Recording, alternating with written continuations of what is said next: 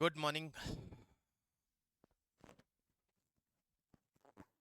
Good morning guys, good morning.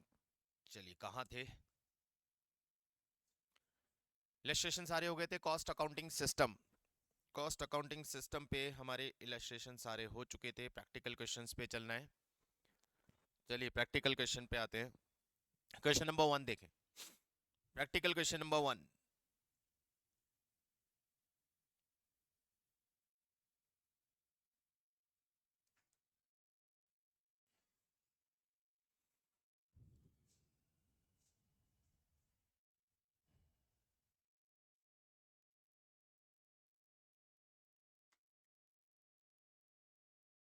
क्या बोलता है? मिसिंग वैल्यू वाला। कुछ लेजर बैलेंसेस, कुछ लेजर से related informations and then some additional informations are provided. और आपको ये सारी कैलकुलेशंस करनी है। मटेरियल परचेज ड्यूरिंग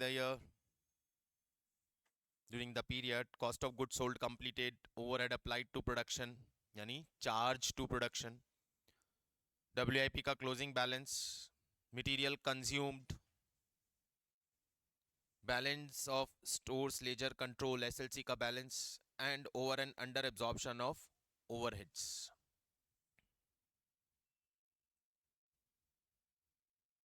तो पहले फटाफट से लेजर ओपन करिए।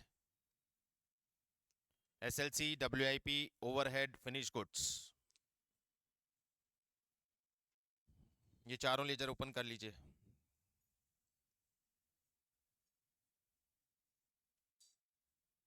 And creditor.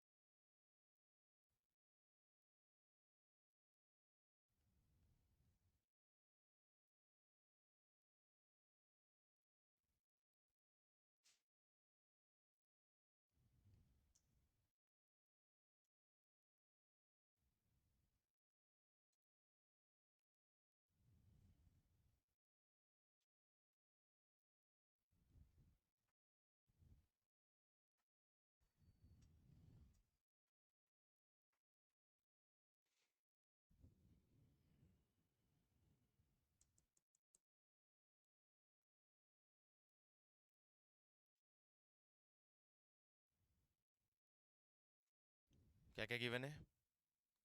एसएलसी का 1 अक्टूबर यानी ओपनिंग बैलेंस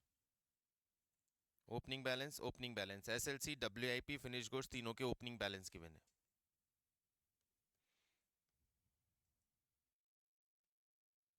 एसएलसी कितना?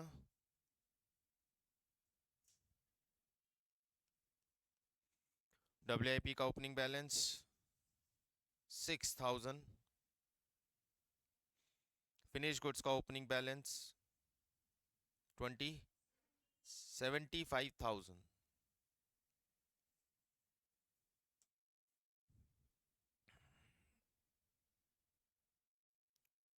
फैक्ट्री ओवरहेड में क्या दिया है? Total debit for factory overhead during the year. Factory overhead में टोटल डेबिट साइड पे कितना अमाउंट आया है? तो फैक्ट्री ओवरहेड के डेबिट में क्या आता है? Paid amount. तो पेड अमाउंट हमें दिया हुआ है 45,000।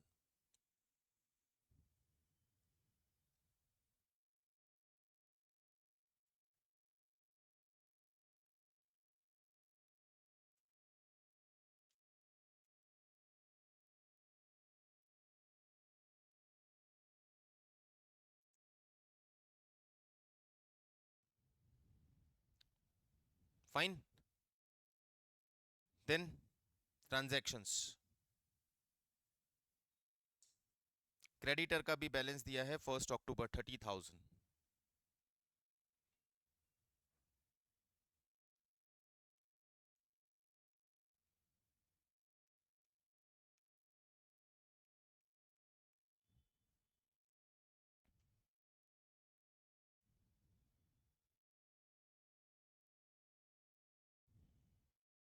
बैलेंसेस सारे आ गए। नाउ पहली information, the factory overhead are applied by using a budgeted rate based on the direct labor hour. The budget for overhead for 2022 is 6,75,000 and the budget for direct labor hour is 4,50,000। क्या बोल रहा है? Overhead absorption किस basis पे होता है? Direct labour are basis पे overhead absorption होता है। तो यहाँ पे पूरे साल के ओवरहेड्स और पूरे साल के आर्स गिवन हैं,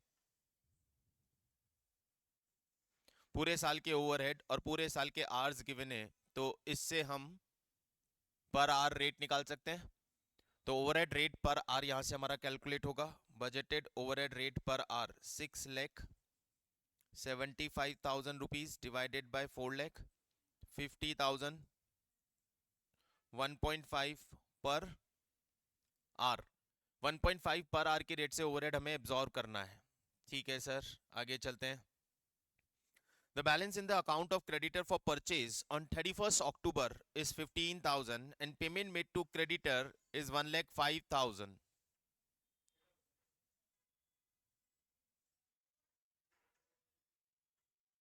एक सेकेंड गाइस, देखना प्लीज आप जितना एग्जीक्यूट कर पाते हो इंफॉर्मेशन को।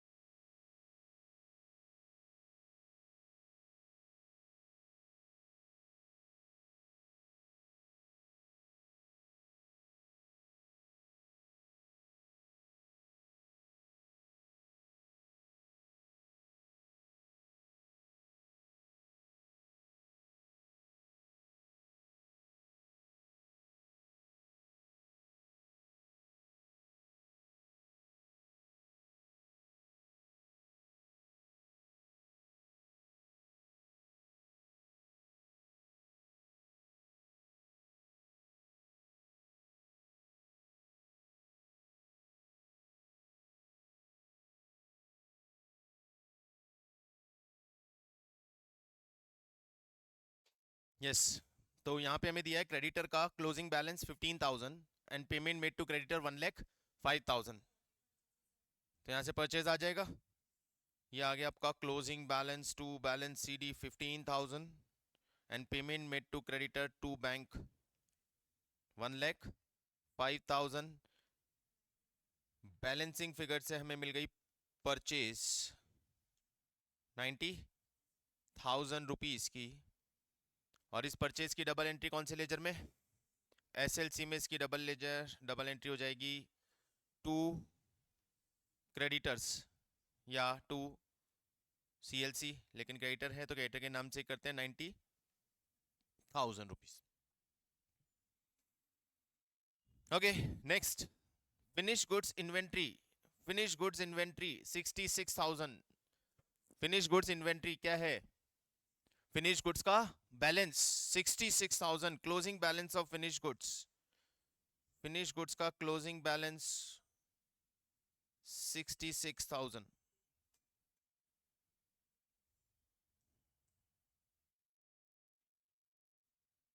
The cost of goods sold during the year, cost of goods sold finish good से SLC CLC को जो, या कॉस्ट ऑफ सेल्स को जो ट्रांसफर किया, ये वो अमाउंट हमें दिया हुआ है 1,95,000 फिनिश गुड से गया बाय कॉस्ट ऑफ सेल्स। तो यहां हमें पता चल जाएगा WIP से कितना ट्रांसफर होके आया है। पहले हम अपनी इंफॉर्मेशन कंप्लीट कर लेंगे इस। On 31st October, there was only one unfinished job in the factory. The cost records shows that 3,000 of direct labor cost and 6,000 of direct material cost had been charged. Unfinished job मतलब, unfinished job का मतलब WIP है। ये unfinished job का मतलब ये WIP है हमारा, ये काम अभी भी पेंडिंग चल रहा है। तो ये WIP का क्लोजिंग बैलेंस आपको दे दिया, जिसमें 3,000 का लेबर है और 6,000 का मटेरियल है। WIP का closing balance, material 6,000, labour 3,000। Overheads के बारे में बात नहीं कर रहा, अभी बताएगा। ओवरहेड्स नहीं आए हैं तो ये WIP अभी पूरा हमारे पास नहीं बना है, अभी इसमें ओवरहेड आने बाकी है। अब ओवरहेड के लिए इसने आवर्स हमें बता दिए, कितने आवर्स का काम हो चुका है इस WIP पे? 1200 आवर्स का काम हो चुका है इस WIP पे। 1200 आवर्स का काम हो चुका है तो ओवरहेड्स भी लगे होंगे, और ओवरहेड्स का रिकवरी रेट 1.5 रुपीज से है। तो ओवरहेड्स आ गए इसमें 1200 इंटू 1.5, 1800 के ओवरहेड, टोटल 10,800 का क्लोजिंग बैलेंस ऑफ WIP।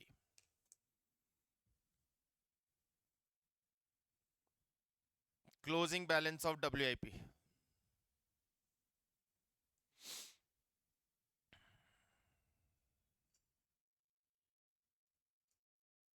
क्या ख्याल? ठीक है, okay. A total of 28,200 direct labor are worked. All factory workers earn same rate of pay. कितने एक्चुअल आवर्स वर्किंग हुआ? 28,200। तो ओवरहेड जो हमने एब्जॉर्व किए होंगे वो इन्हीं आवर्स पे एब्जॉर्व किए होंगे, किस रेट से? 1.5 पर आवर की रेट से। गुड। तो WIP में 2 फैक्ट्री ओवरहेड 28,200 मल्टीप्लाई बाय 1.5, 42,300, और इसकी डबल एंट्री ओवरहेड में हो गई बाय WIP 42,300। अब एक हमारे पास वेजेस का मैटर बचा, लेकिन वेजेस का हमें कुछ करना नहीं है, तो वेजेस कैसे पता करेंगे? वेजेस भी तो चार्ज हुई होगी, यहां पे टू वेजेस भी तो आएगी, और यहां से फिर फिनिश गुड्स को ट्रांसफर होगा। अब फिनिश गुड्स को ट्रांसफर कितना हुआ, ये हमें यहां बैलेंसिंग फिगर से पता चल गया। 1,86,000 ट्रांसफर होके आया है WIP से। ये अमाउंट यहाँ WIP में शिफ्ट कर दिया। अब WIP में हम देखते हैं तो क्या मिसिंग है, वेजेस का अमाउंट मिसिंग है। WIP में वेजेस का अमाउंट मिसिंग है, तो ये जो बैलेंसिंग फिगर होगा हमारा, अच्छा मटेरियल भी तो नहीं आया, तो ध्यान रखो। गुड, मटेरियल भी नहीं आया, वेजेस भी नहीं आया। तो चलिए मटेरियल के अकाउंट में आए तो मटेरियल का भी क्लोजिंग बैलेंस बाकी है अभी। अब मटेरियल और वेजेस बाकी है, बाकी हम यहाँ पे कंप्लीट करते हैं। ये हो गया आपका कॉस्टिंग P&L को transfer under over absorption of 2700 under 2700 under absorption of overheads निकल गया। यहां तक सब ओके है। अब अदर इंफॉर्मेशन में क्या बचा हमारे पास सर, वेजेस। वेजेस, ये देखो वेजेस की रेट, यहाँ वेजेस, कितनी वेजेस WIP के बैलेंस में दी हुई है, 3000 की वेजेस दी हुई है। और ये वेजेस कितने आवर्स की है, 1200 आवर्स की। तो we can calculate wages rate. Wages, ये तो ओवरहेड रेट हो गया,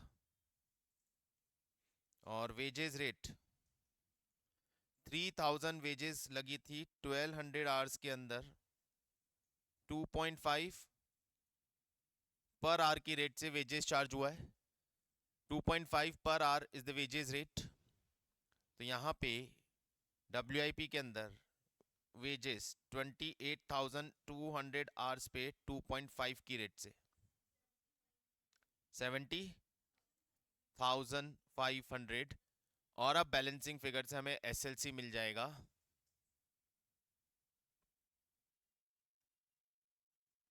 78,000, जिस बैलेंसिंग फिगर को ऊपर बाय WIP के बाय WIP SLC में डाल देंगे 78,000, तो यहाँ इसका बैलेंस कैलकुलेट हो जाएगा 66,000। और ये हो गई सारी information complete.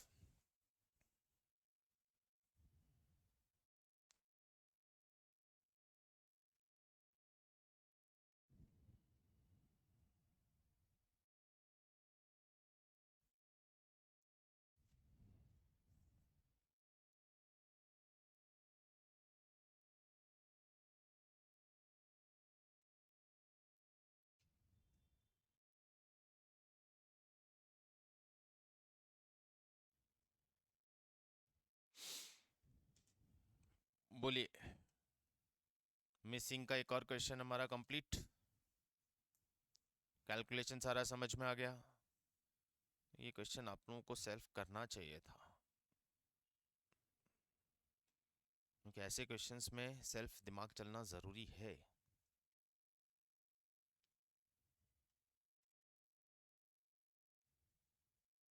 Fine, next question.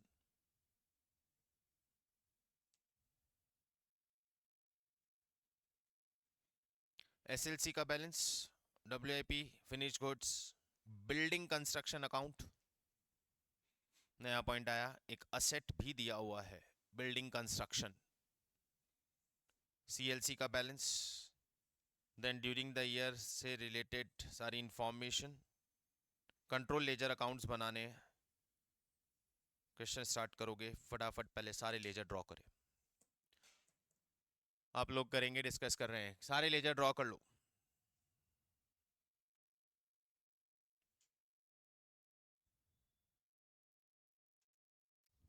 क्या हुआ अपना, हो गया?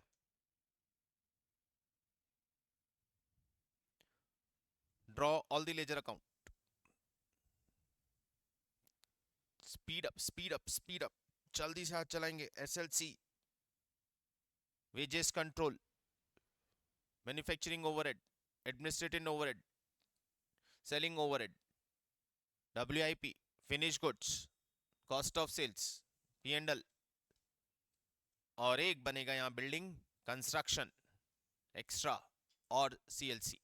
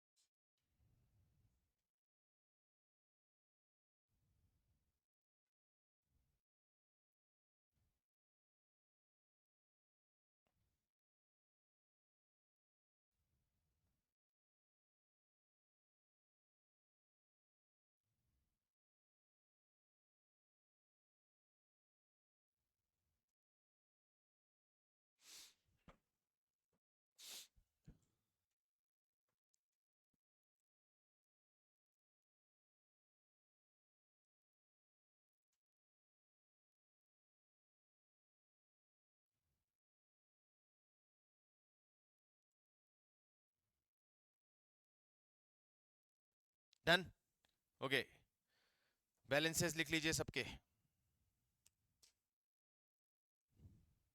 SLC, WIP, finished goods, building construction, CLC.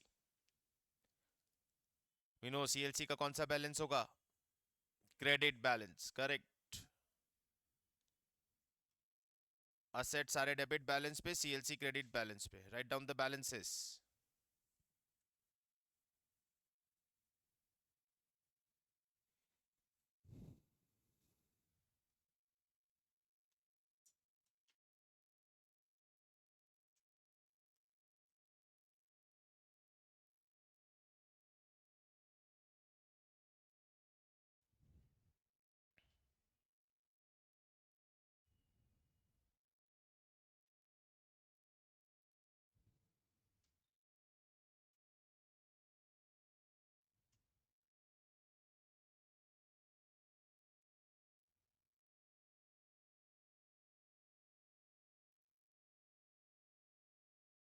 चलें.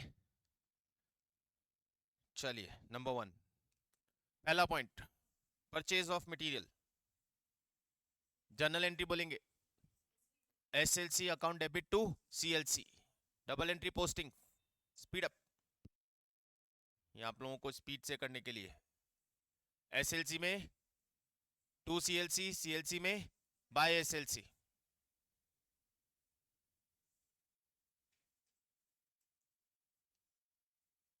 Number 2, issue to production, WIP to SLC. Double entry.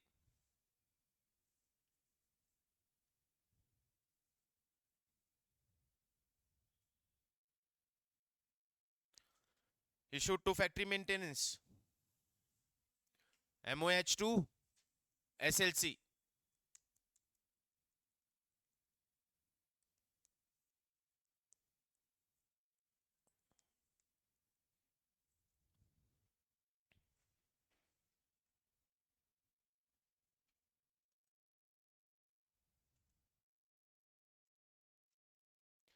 issued to building construction, building construction to SLC.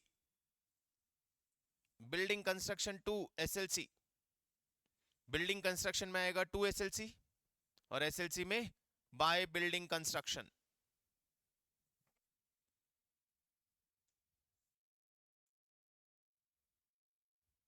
लग रहा है तो इजी है. कुछ नया पॉइंट तो मिल नहीं रहा अभी तक. इजी लग रहा है. Wages paid,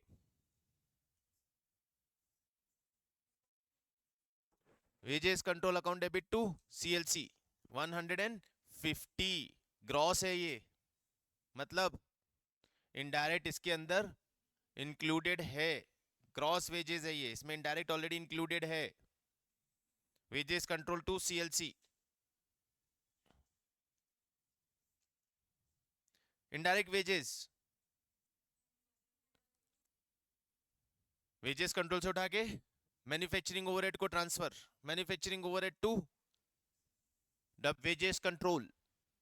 manufacturing overhead to wages control.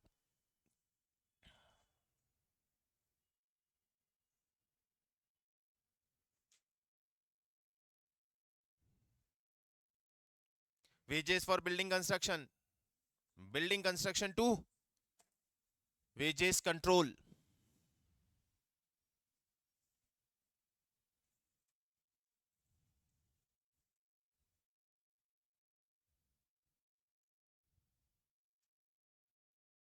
Over देखना है यहाँ पे, एक मिनट. ओवरहेड इनकर्ड गिवन है, overhead absorbed in building construction, और अंडर एब्जॉर्ब्ड ओवरहेड गिवन है. चलो पहले overhead paid. Manufacturing overhead to CLC, MOH to CLC.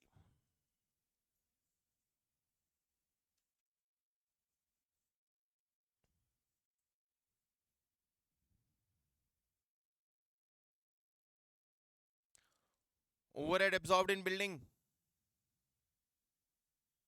building construction to manufacturing overhead. Building construction account debit to manufacturing overhead.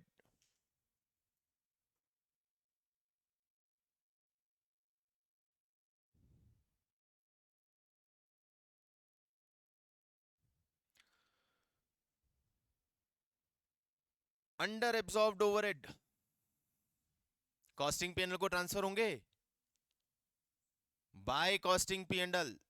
Under absorption entry बोलो correct. Costing P and L account debit to overhead, तो overhead में by costing P and L.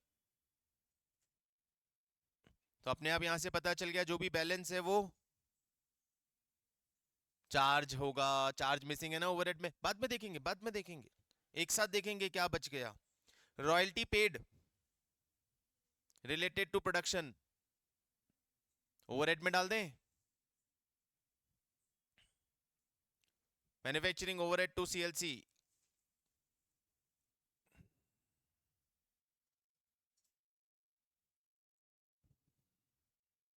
Selling distribution overhead,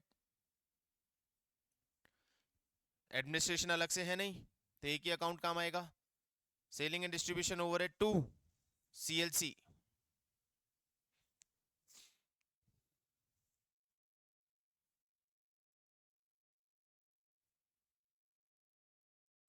sales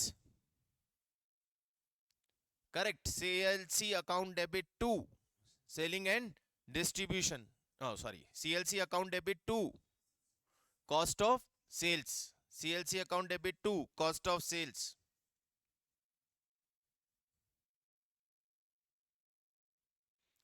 CLC account debit to cost of sales.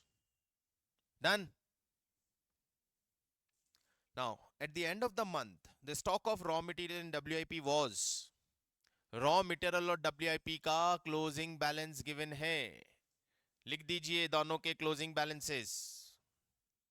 WIP और SLC दोनों के closing balances given हैं. Write down closing balances of both.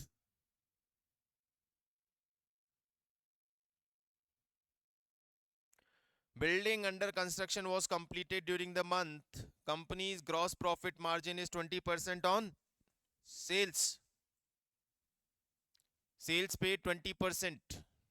Gross margin. Sales pay 20%, not net margin. Gross margin. Sales pay 20%. तो cost pay 25%. और cost finish good से निकलेगी जो COS को जाएगी. बता दी क्या इसने?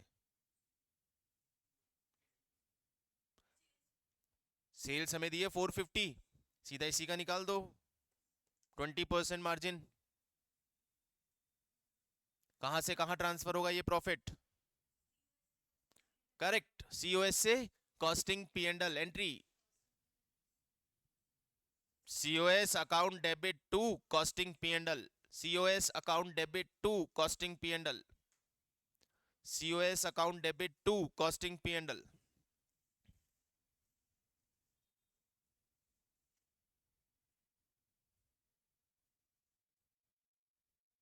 डन.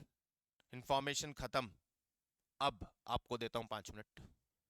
जितने भी लेजर में अकाउंट्स हैं उनको क्या मिसिंग है उन लेजर अकाउंट्स में आप आइडेंटिफाई करें और उनकी पोस्टिंग करें. सोचें किसमें क्या होना ज़रूरी है क्या नहीं है वो आइडेंटिफाई करें और लेजर पोस्टिंग करें. 5 मिनट में वापस मिलता हूं आप लोगों से. जब तक इसे कंप्लीट करो फटाफट.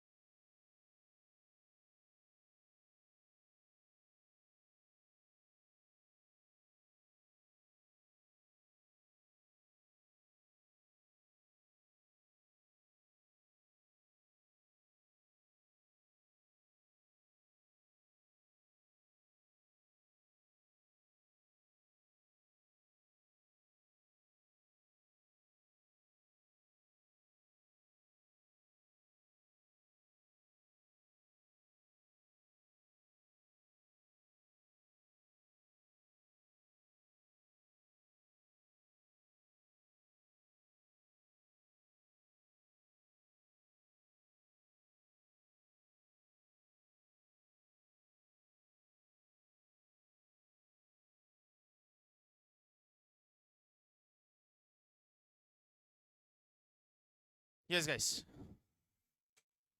क्या हुआ? कंप्लीट। देखिए एसएलसी में क्या मिला, एसएलसी में बैलेंस क्या मिला?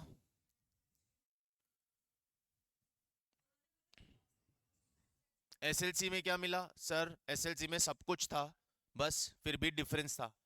तो एसएलसी में यदि डिफरेंस है, ओपनिंग बैलेंस भी था, क्लोजिंग बैलेंस भी था, इशू टू प्रोडक्शन भी था और परचेज भी था। तो जो डिफरेंस है वो है वेस्टेज, और इस वेस्टेज को एबनॉर्मल मानेंगे या नॉर्मल? तो इन्होंने नीचे खुद ने बोल रखा है उसे मैन्युफैक्चरिंग ओवरहेड में ट्रांसफर करना है, मतलब इन्होंने उस वेस्टेज को नॉर्मल वेस्टेज कंसीडर करके मैन्युफैक्चरिंग ओवरहेड में ट्रांसफर किया। एसएलसी बंद। सेकंड आता है wages. What about wages control?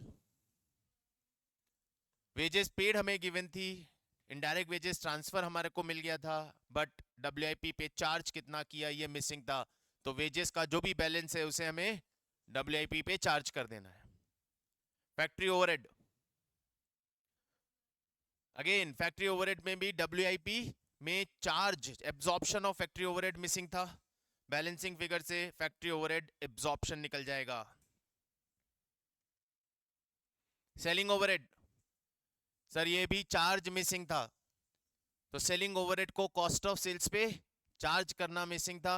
By cost of sales ये भी चार्ज हो जाएंगे, कॉस्ट ऑफ सेल्स में आ जाएगा टू सेलिंग ओवरहेड। क्लियर है यहां तक? देन डब्ल्यूआईपी अकाउंट में आते हैं। डब्ल्यूआईपी से फिनिश गुड्स को ट्रांसफर मिसिंग था, ओपनिंग क्लोजिंग बैलेंस दोनों थे हमारे पास, फिनिश गुड्स को ट्रांसफर मिसिंग था। डब्ल्यूआईपी के डेबिट में मटेरियल आ गया, वेजेस आ गई, फैक्ट्री ओवरहेड आ गए, क्लोजिंग बैलेंस आ गया, तो डब्ल्यूआईपी से फिनिश गुड्स को ट्रांसफर मिल गया। डब्ल्यूआईपी में बाय फिनिश गुड्स में टू डब्ल्यूआईपी। फिनिश गुड्स में आते हैं, ओपनिंग बैलेंस डब्ल्यूआईपी से ट्रांसफर आ गया, क्लोजिंग बैलेंस आ गया, नहीं आया, क्लोजिंग बैलेंस नहीं आया, कॉस्ट ऑफ सेल्स को ट्रांसफर आ गया, तो बैलेंसिंग फिगर इसका क्लोजिंग बैलेंस हो गया फिनिश गुड्स का। फिनिश गुड्स का क्लोजिंग बैलेंस आ गया। Next cost of sales, finish good से ट्रांसफर आ गया, सेलिंग ओवरहेड आ गए, सेल्स आ गया, और प्रॉफिट कॉस्टिंग पी&एल में ट्रांसफर हो गया। तो ये तो बराबर हो जाना चाहिए,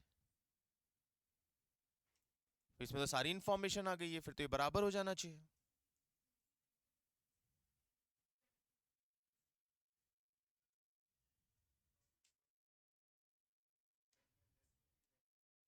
बेटा प्रॉफिट ग्रॉस प्रॉफिट है ये, हमने सेलिंग डिस्ट्रीब्यूशन ओवरहेड इसी में डाल दिए ना, तो उसके बाद तो नेट प्रॉफिट हो जाना चाहिए। तो फिर सेलिंग एंड डिस्ट्रीब्यूशन ओवरहेड को यहां से हटा के पी&एल में डाल दो, सेलिंग डिस्ट्रीब्यूशन ओवरहेड को कॉस्ट ऑफ सेल से हटा के पी&एल में डाल दो, सेलिंग डिस्ट्रीब्यूशन ओवरहेड को पी&एल में डाल दो गाइस।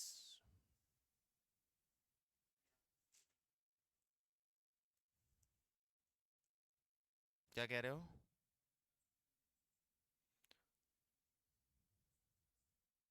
ना ना, आप यहाँ से सेलिंग डिस्ट्रीब्यूशन को पी&एल में ट्रांसफर करो ना, यहाँ से हमने ग्रॉस प्रॉफिट पी&एल को भेज दिया, पी&एल में सेलिंग एंड डिस्ट्रीब्यूशन ओवरहेड आ जाएंगे, वहां से नेट प्रॉफिट निकल जाएगा।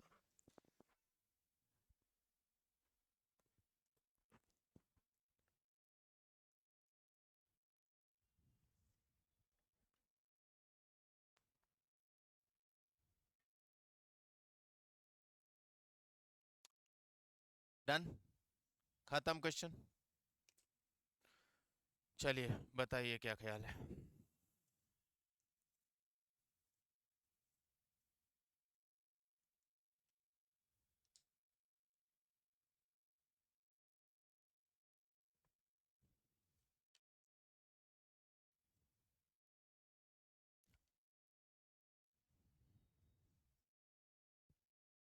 सीओएस में आएगा फिनिश गुड से transfer,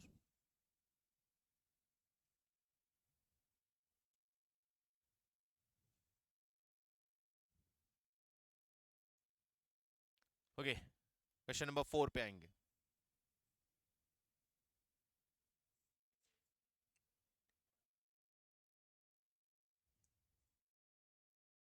question number 4.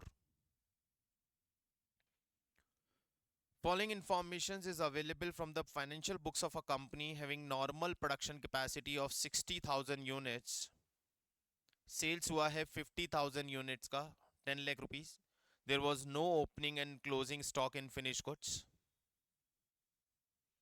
Direct material and wages cost were given. Actual factory expenses, of which 60% are fixed. Actual administrative expenses 45,000, which are completely fixed.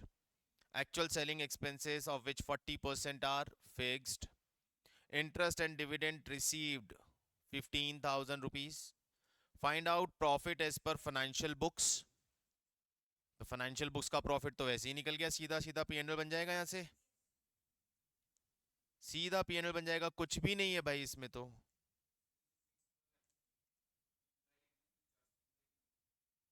मतलब PNL बनाओ, पीएनएल में बात करते हैं अभी तक. पीएनएल में तो ये पूरा का पूरा एज इट इज पीएनएल. बताओ पीएनएल,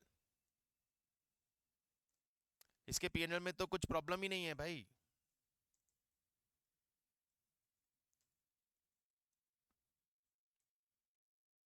तो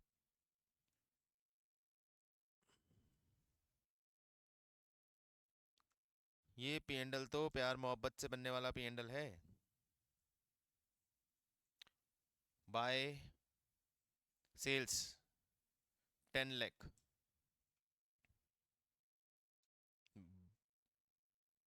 to material, wages, factory expenses, administrative expenses, selling overheads, by interest and dividend received. There is no opening and closing stock of finished goods. अब फिनिश गुड्स का opening closing ही नहीं है तो हमारा तो problem ही खत्म हो गया. रिकंसिलिएशन से रिलेटेड एक प्रॉब्लम तो यही खत्म हो गई. ये आपका पीएनएल का प्रॉफिट आ गया. Now cost sheet. अरे यहीं पे आते हैं. Prepare cost sheet and ascertain the profit as per cost account or the year ended, assuming that the indirect expenses are absorbed on the basis of normal production capacity. Expenses absorption normal production capacity के basis पे होता है. Cost sheet बनाएंगे.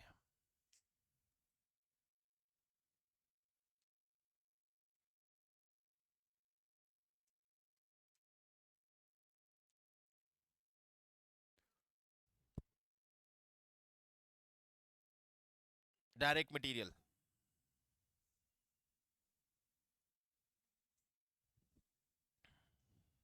कितना, 1 lakh, 5 lakh.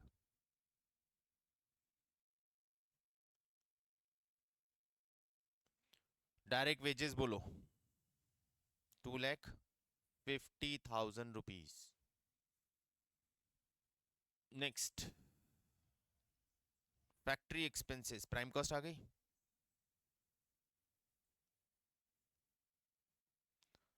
750. Factory overhead, अरे अरे अरे अरे अरे अरे, फाइनेंशियल के लिखने थे तो फिर कॉस्ट शीट कैसे बनती भाई. वो एक्चुअल है. फिर क्या किया तुम लोगों ने क्वेश्चंस में कल. वो एक्चुअल है और इसमें वेरिएबल और फिक्स्ड अलग अलग है. कॉस्ट शीट में दोनों अलग अलग दिखाना है. पहले तो कितना बोला वेरिएबल, 40% वेरिएबल, यानी 1,50,000 जो एक्चुअली पे किए हैं उसमें 40% तो वेरिएबल है, यानी 60,000 तो वेरिएबल है. वेरिएबल तो एक्चुअली प्रोडक्शन के हिसाब से ही हुए होंगे, लेकिन जो 60% फिक्स्ड है वो फिक्स्ड कॉस्टिंग में एब्जॉर्ब्ड आते हैं और फाइनेंशियल में उन्होंने एक्चुअल लिए. हमें लेना है absorbed on the basis of normal capacity. तो इनका 90,000 रुपीज जो ओवरहेड हुआ है ये एक्चुअल है. कितनी यूनिट्स का? ये 60 का है। हम तो एब्जॉर्ब करेंगे ना। इन्होंने तो टोटल एक्चुअल एक्सपेंसेस जो पे किए वो चार्ज कर दिए। पे कितने किए होंगे सर? पे तो नॉर्मल कैपेसिटी के अकॉर्डिंग किए होंगे। रेंट पे किया, 100 लोगों को बैठने का जगह है, रेंट 10,000 है। हाँ, तो हमने तो रेंट 10,000 ही पे किया होगा। लेकिन मैं एब्जॉर्ब करता हूँ on the basis of hours या on the basis of unit. तो मेरे हिसाब से ओवरहेड होने चाहिए 10 रुपी पर यूनिट एब्जॉर्प्शन। और एक्चुअल प्रोडक्शन कितना हुआ है? 50,000। तो हमने 50,000 के अकॉर्डिंग एब्जॉर्ब किया होगा। तो ये हो गया आपका 60,000 पे। हमें यहाँ पे एब्जॉर्ब करना है फॉर 50,000 ओनली, 75,000। हाँ बिल्कुल, पहले करते हैं। नहीं, नॉर्मल कैपेसिटी के बेसिस पे रेट निकालते हो। नॉर्मल कैपेसिटी के बेसिस पे रेट ऑफ एब्जॉर्प्शन निकालते हो। और फिर जो रेट ऑफ एब्जॉर्प्शन आती है उस रेट के बेसिस पे एक्चुअल पे एब्जॉर्ब करते हो। कैसे एब्जॉर्प्शन कैसे होता था? आरओ। आरओ। आरओ कैसे निकालते थे? रिकवर्ड ओवरहेड कैसे निकालते थे? Budgeted rate multiply by actual output, that is the absorption ना। जो नॉर्मल कैपेसिटी के बेसिस पे रेट निकालते हो तो बजटेड हुआ। एब्जॉर्ब्ड कैसे करते हैं? रेट बजटेड होती है, चार्ज एक्चुअल पे होती है। तो इन्होंने जो 90,000 के ओवरहेड्स दिए हैं ये टोटल ओवरहेड्स है साल भर के। लेकिन ये 60,000 कैपेसिटी के ओवरहेड है। और कैपेसिटी के बेसिस पे एब्जॉर्ब करूंगा तो मेरी रेट आती है 1.5 per unit. Overhead absorption rate is 1.5 per unit. And now you are expecting 50,000 production, तो प्रोडक्शन पे एब्जॉर्ब करो 50,000 पे 1.5 से। ठीक है, 1,35,000 factory cost 885। Administrative overhead, administrative overhead कितने हैं? और ये सारे के सारे क्या है? फिक्स्ड है। तो ये भी एब्जॉर्ब करने पड़ेंगे हमें। 45,000 60 मल्टीप्लाई बाय 50। ये आ गई आपकी COP 922,500। Selling and distribution overheads fixed variable कितने का? 30,000 का 60% वेरिएबल 18,000। 12,000 फिक्स्ड हो गए और वो भी एब्जॉर्ब होंगे 50/60 10,000। Total 28,000 total cost. Sales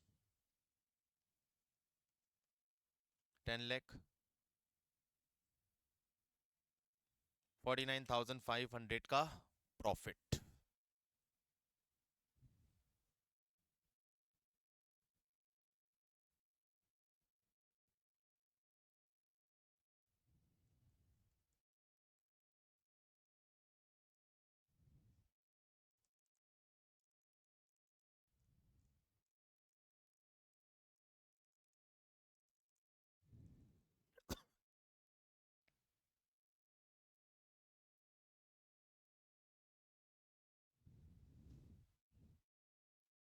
reconciliation में कौन कौन से पॉइंट्स आएंगे? तीनों ओवरहेड्स आएंगे, अंडर ओवर, एब्जॉर्प्शन और इंटरेस्ट एंड डिविडेंड रिसीव्ड। बस 4 पॉइंट रिकंसिलेशन में जाएंगे तो आपका रिकंसिलेशन कंप्लीट हो जाएगा। किसी को कुछ पूछना है यहाँ तक तो बताएं प्लीज।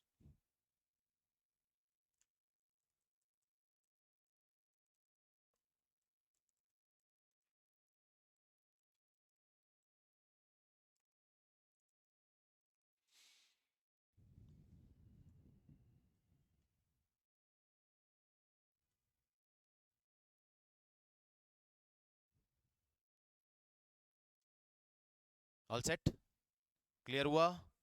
चलिए नेक्स्ट। अरे यार कम ऑन, ये तो डायरेक्ट रिकंसिलेशन के पॉइंट्स ही दे रखे हैं, सिंपली रिकंसाइल करना है। All reconciliation points are given directly. अरे खत्म। थर्ड एक बार देख लें, थर्ड क्या बोलता है।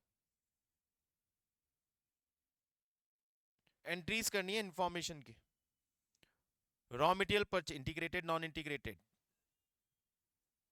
Integrated, integrated. Raw material purchase entry बोलो।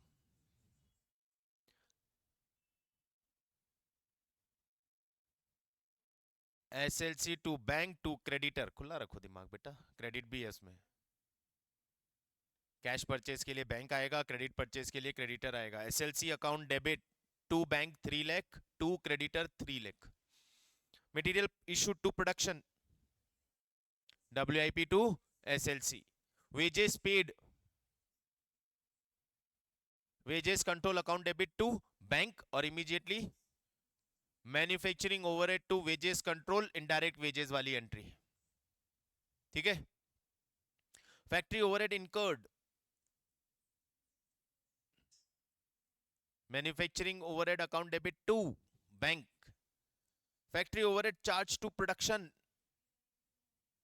WIP to manufacturing overhead.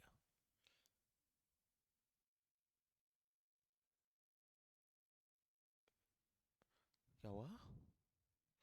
Selling overhead incurred, selling and distribution overhead account debit to bank. और चार्ज भी कर ही देते हैं, इन्होंने चार्ज का नहीं बोला है तो करना तो है ही। फिनिश गुड्स,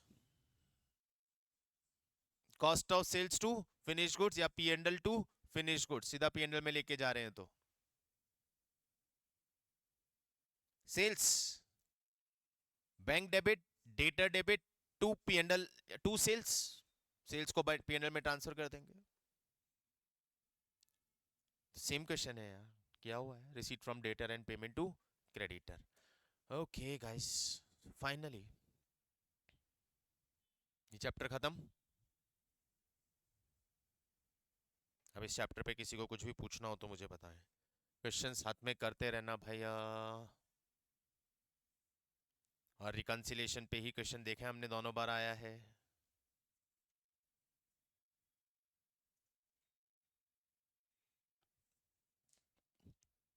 ठीक है, ओके।